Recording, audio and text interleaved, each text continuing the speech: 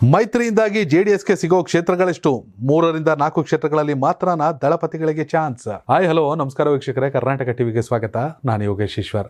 ಮೈತ್ರಿಯಲ್ಲಿ ಯಾರಿಗೆ ಎಷ್ಟು ಕ್ಷೇತ್ರ ಅನ್ನೋ ಲೆಕ್ಕಾಚಾರದ ಬಗ್ಗೆ ತಲೆ ಕೆಡಿಸ್ಕೊಳ್ಳೋ ಮ್ಯಾಟ್ರೇ ಅಲ್ಲ ಅಂತ ಕುಮಾರಸ್ವಾಮಿ ಅವರು ಹೇಳಿದ್ರು. ಕ್ಷೇತ್ರ ಹಂಚಿಕೆ ವಿಚಾರದಲ್ಲಿ ಯಾವುದೇ ಗೊಂದಲಗಳಿಲ್ಲ ಅಂತ ದೆಹಲಿಯಲ್ಲೇ ಹೇಳಿದ್ರು.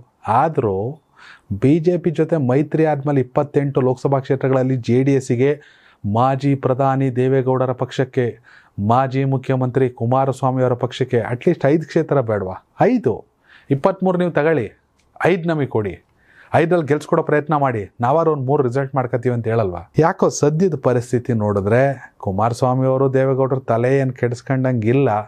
ಇತ್ತೀಚೆಗಷ್ಟೇ ಕುಮಾರಸ್ವಾಮಿ ಅವರು, ರೇವಣ್ಣ ಅವರು, ಸಂಸದ ಪ್ರಜ್ವಲ್ ರೇವಣ್ಣ ಅವರು, ಶ್ರವಣಬೆಳಗೊಳ ಶಾಸಕ, ಚನ್ನರಾಯಪಟ್ಟಣ ಶಾಸಕ ಬಾಲಕೃಷ್ಣ ಅವರು, ಕುಮಾರಸ್ವಾಮಿ ಅವರು ಎಲ್ಲರೂ ಹೋಗ್ಬಿಟ್ಟು ಮೋದಿನ ಮೀಟ್ ಮಾಡಿ ಎಲ್ಲ ಜೈ ಜೈ ಜೈ ಜೈ ಮೋದಿ ಅಂದ್ಬಿಟ್ಟು ಬಂದವ್ರೆ. ಆದರೆ ಸದ್ಯ ಚರ್ಚೆ ಆಗ್ತಿರುವಂತಹ ಅಥವಾ JDS ಮೂಲಗಳಿಂದಲೇ ಬಂದಿರೋ ಮಾಹಿತಿ ಪ್ರಕಾರ 3 ಮುಕ್ಕರೆದ್ರೆ 3-4 ಕ್ಷೇತ್ರಗಳು ಮಾತ್ರ JDSಗೆ ಅನ್ನೋ ಸಾಧ್ಯತೆ. JDSಗೆ ಇದು ಸೂಕ್ತನಾ? ದಯವಿಟ್ಟು JDS ಕಾರ್ಯಕರ್ತರು ಮೆಸೇಜ್ ಹಾಕಬೇಕು, ಕಾಮೆಂಟ್ ಹಾಕಬೇಕು. 3-4 ಕ್ಷೇತ್ರ ಸಾಕಾ? ಅದು ಕೇಳಿದ್ ಸಿಗುತ್ತಾ? ಸದ್ಯದ ಪರಿಸ್ಥಿತಿ ನೋಡಿದ್ರೆ ಹಾಸನ ಮತ್ತು ಮಂಡ್ಯ JDSಗೆ ಬಹುತೇಕ ಕನ್ಫರ್ಮ್ ಅಂತ ಹೇಳಲಾಗ್ತಾ ಇದೆ. ಒಂದು ಹಾಸನ ಕ್ಷೇತ್ರ, ಇನ್ನೊಂದು ಮಂಡ್ಯ ಲೋಕಸಭಾ ಕ್ಷೇತ್ರ. ಈಗ ಸುಮಲತಾ ಅವರು ವಾಟ್ ನೆಕ್ಸ್ಟ್ ಅಂತ ಯೋಚನೆ ಮಾಡಬೇಕು. ಮತ್ತೊಂದು ಕಡೆ ತುಮಕೂರು ಅಥವಾ ಮೈಸೂರು, 2ರಲ್ಲಿ ಒಂದನ್ನು ತಗೊಳ್ಳಿ ಅಂತ JDS ಅವರು ನಮಗೆ ಮೈಸೂರೇ ಬೇಕು ಅಂತವ್ರೆ. BJP ಅವರು ಹೈಕಮಾಂಡು 2 ಆಪ್ಷನ್ ಕೊಟ್ಟವ್ರೆ, ತುಮಕೂರು ಅಥವಾ ಮೈಸೂರು, 2ರಲ್ಲಿ ಒಂದನ್ನು ಕೊಡ್ತೀವಿ ಅಂತ. ಅದಿನ್ನೂ ಒಂದಷ್ಟು ಚರ್ಚೆಗಳು ನಡೀತಾ ಇದೆ. ಇನ್ನು ಕೋಲಾರ ಮತ್ತು ಚಿಕ್ಕಬಳ್ಳಾಪುರ ಕ್ಷೇತ್ರಗಳಲ್ಲಿ ಅದರಲ್ಲೂ ಒಂದನ್ನು ತಗೊಳ್ಳಿ ಅಂತ.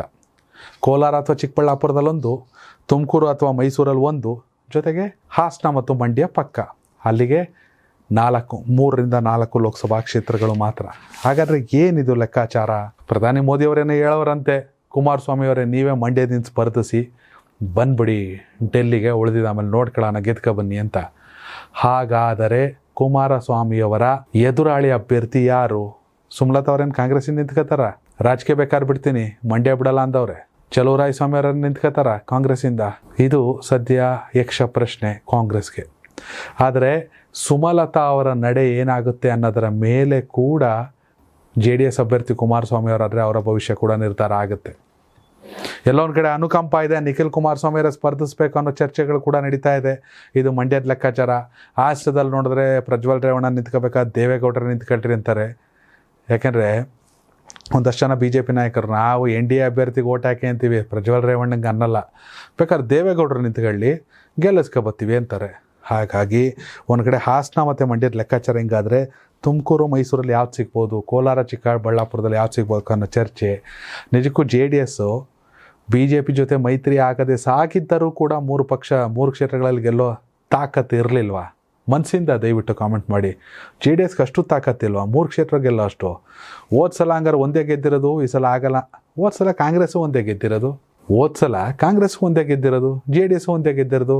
ದೇವೇಗೌಡರ ಕೊನೆ ಚುನಾವಣೆಯ ಪ್ಲ್ಯಾನ್ ವರ್ಕ್ ಆಗ್ತಿರ್ಲಿಲ್ವಾ? JDSಲ್ಲಿ ಸೂಕ್ತ ಅಭ್ಯರ್ಥಿಗಳೇ ಇರಲಿಲ್ವಾ? ಕುಮಾರಸ್ವಾಮಿ ಅವರು ಎಲೆಕ್ಷನ್ ನಿಂತರೆ ಜನ ಏನು ಸೋಲಿಸ್ತೀನಿ ಅಂತಾರ? ವೀಕ್ಷಕರೇ, BJP ಕೊಡುವಂಥ 3-4 ಕ್ಷೇತ್ರಗಳಿಗಾಗಿ JDS ಮೈತ್ರಿ ಮಾಡ್ಕೊಳ್ಳೋ ಅವಶ್ಯಕತೆ ಇತ್ತಾ ಅಥವಾ ಅದು ಒಳ್ಳೆಯದಾ? ಏನು ಬೇಕಾರಾಗಿರ್ಬೋದು, ನಿಮ್ಮ ಅಭಿಪ್ರಾಯ ಕಾಮೆಂಟ್ ಮಾಡಿ. ಧನ್ಯವಾದಗಳು.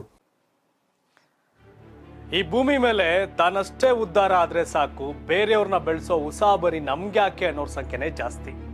ಆದ್ರೆ ಕೆಲವರು ಮಾತ್ರ ತಾನು ಬೆಳೆಯೋದ್ರ ಜೊತೆಗೆ ತನ್ನವರನ್ನು ಕೂಡ ಬೆಳೆಸ್ತಾರೆ. ತಮಗಿಂತ ಎತ್ತರಕ್ಕೆ ಬೆಳೆಯೋಕೆ ಬೆಳಕಾಗ್ತಾರೆ. ಸಾಧಿಸುವ ಗುರಿ ಇದ್ದವ್ರಿಗೆ ದಾರಿದೀಪ ಆಗ್ತಾರೆ. ಇದೀಗ ನಾನು ಇತರರ ಭವಿಷ್ಯಕ್ಕೆ ಬೆಳಕಾಗುವವರ ಸಂದರ್ಶನ ಮಾಡಲು ಹೊರಟಿದ್ದಾನೆ. ಮಿಸ್ ಮಾಡದೆ ನೋಡಿ ಕರ್ನಾಟಕ ಟಿವಿ ದಾರಿದೀಪ.